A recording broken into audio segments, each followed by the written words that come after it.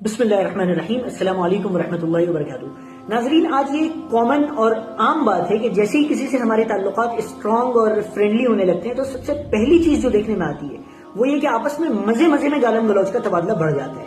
ابیوزو words جو ہوتے ہیں وہ بہت کثرت سے یوز کیے جانے لگتے ہیں۔ جیسے جیسے تعلقات بڑھتے جاتے ہیں اس گالم گلوچ میں بھی اتنا ہی اضافہ ہوتا جاتا ہے۔ اس کو آپسی محبت کی ایک علامت سمجھا جاتا ہے، مضبوط دوستی کی ایک نشانی خیال کیا جاتا ہے۔ ایون جس کو گالی دی جا رہی ہوتی ہے وہ خود اس گالی سے لطف اندوز ہو رہا ہوتا ہے۔ یہاں تک کہ جب دوستوں کی کوئی محفل جمتی ہے تو اس وقت تک اسے پھیکی اور بے مزہ محسوس کیا جاتا ہے جب تک کہ ایک دوسرے کو غلیظ ترین الفاظ سے یاد نہ کیا جانے لگے۔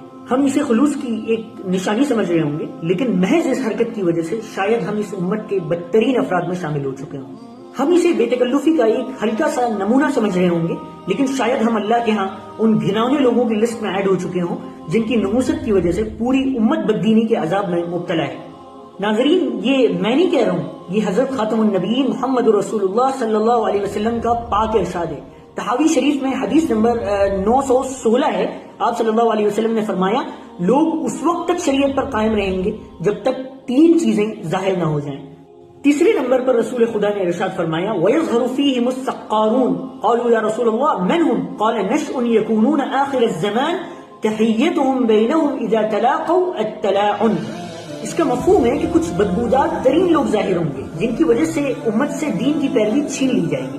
صحابہ نے پوچھا، اے اللہ کے رسول، یہ کون لوگ ہوں گے؟ آپ صلی اللہ علیہ وسلم نے ارشاد فرمایا، یہ قیامت کے قریب ظاہر ہونے والی ایک نسل ہوگی۔